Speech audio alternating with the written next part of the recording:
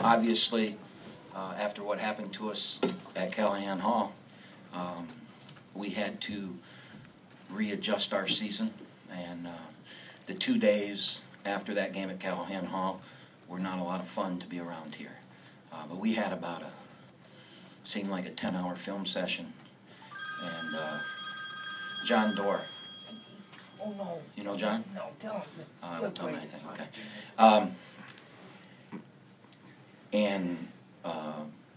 I was really pleased with the film session. Nobody made any excuses. They looked at it, and we saw what we had to do. We've won 8 of 10 since.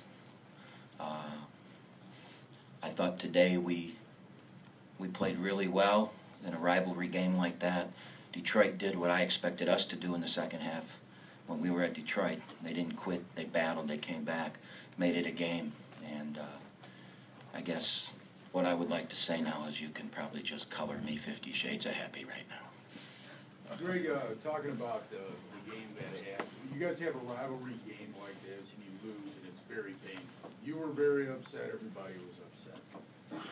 Gosh, I ripped you like I never ripped you. You always do, Pat. I always do. That's right. 30 years of that. Yeah, but you guys responded well to that. And also, does it tell you something about this game? It's a little different. When you lose it, people notice. If you lose to another team in your league, you don't. Is that part of the difference of it? From our standpoint, from our side of the rivalry, we're 3-1 against them now. And today solidifies that we will finish ahead of them. So we'll have finished ahead of them in both years. And so those are measuring sticks for us in the rivalry. I don't care if they're not measuring sticks for Detroit. I don't really care what they think. I care what we think. And those are measuring sticks.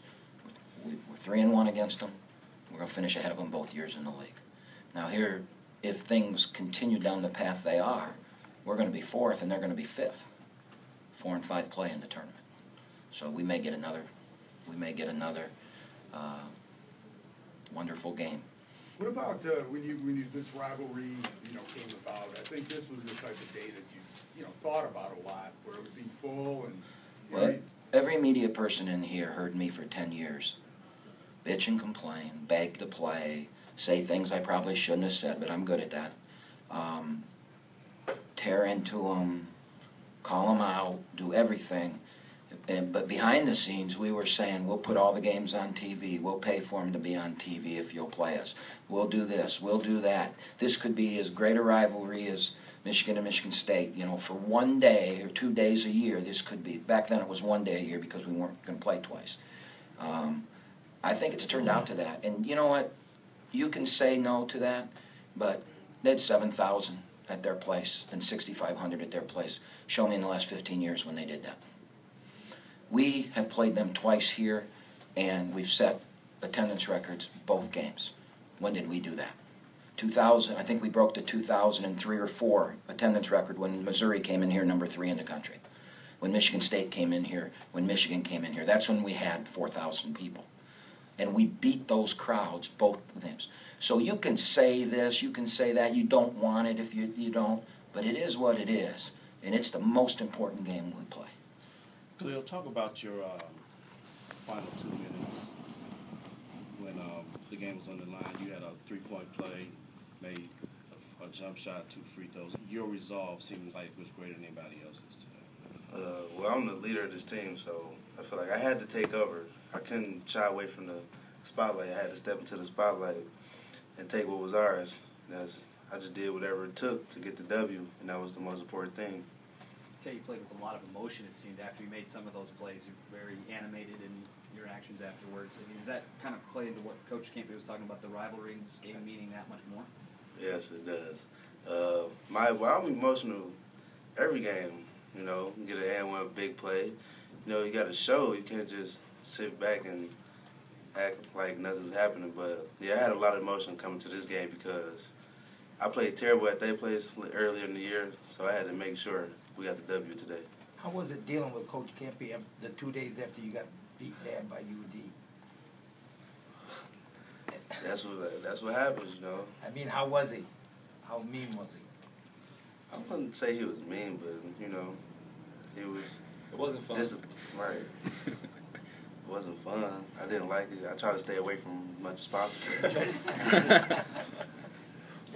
Kahlil, playing against Juwan and Brandon, Persian guys, let's talk about how that transpires for you.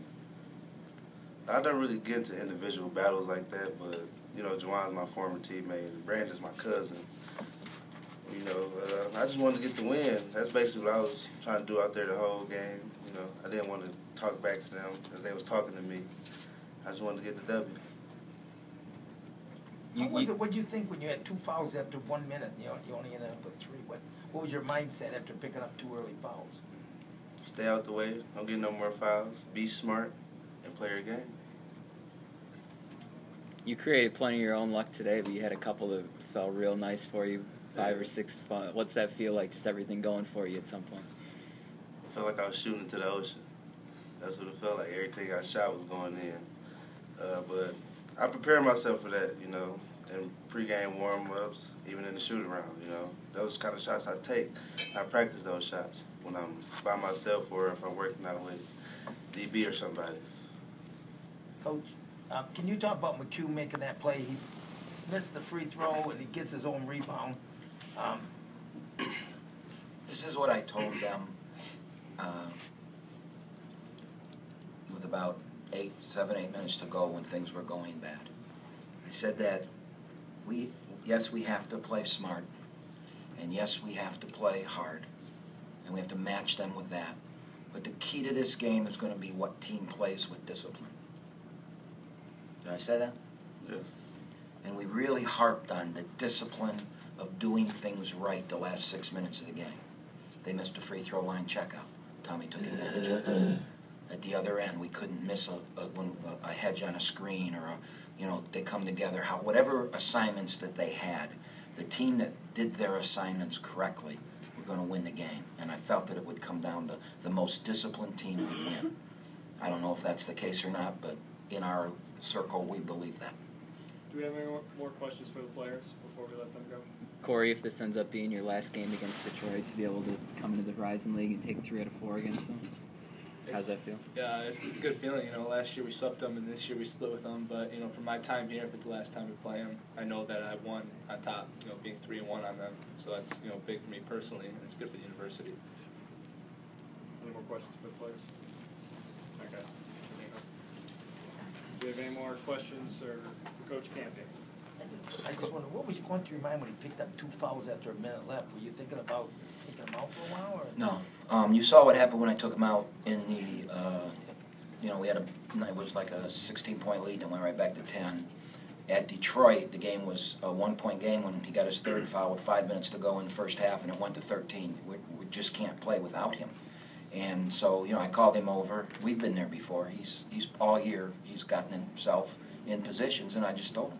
The only foul I was worried about him making was an offensive foul. You never know on a block charge.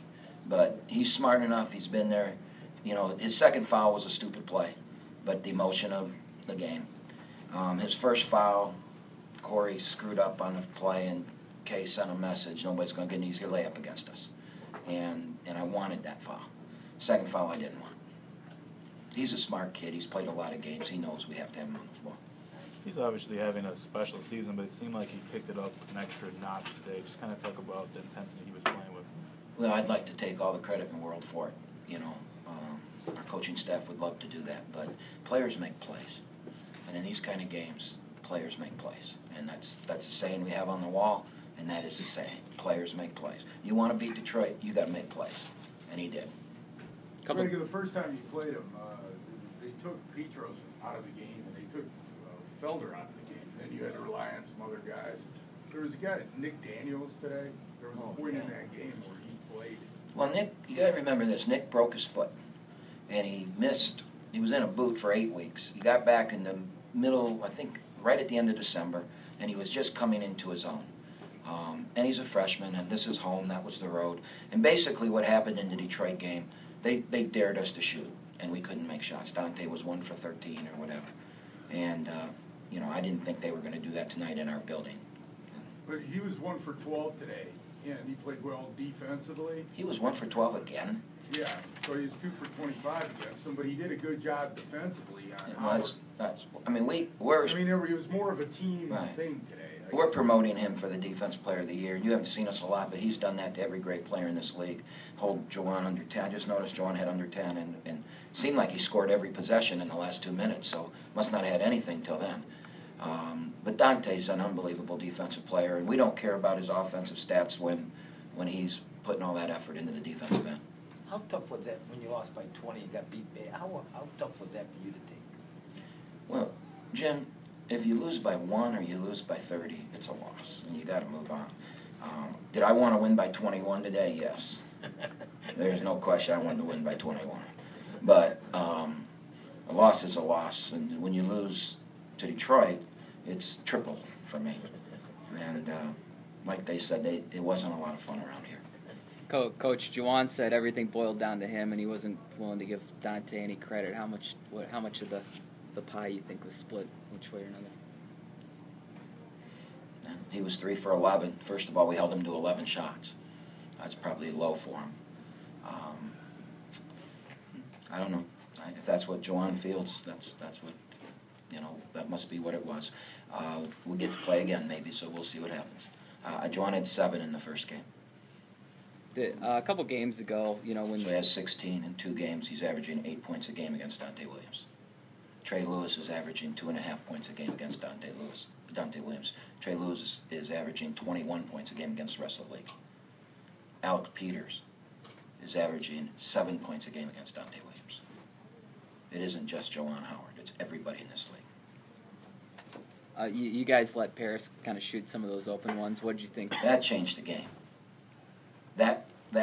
We had busted out to about a 15 or 16 point lead, and Jalen Hayes took a play off defensively, and right in front of me, and Paris Bass, who I think had 2 going into that shot, made a wide open 3 right in front of me to cut it from like 16 to 13, and I think Paris Bass then went on and scored like 12 points in the last 5 minutes of the half. That play, single plays can change games. That play changed the game, and it was us being lazy on defense, and we wanted to hand over the ball and make him go right, and we weren't anywhere near him. And then he made another 3 the next possession, and boy did he get going, and he was special. He was special. Where does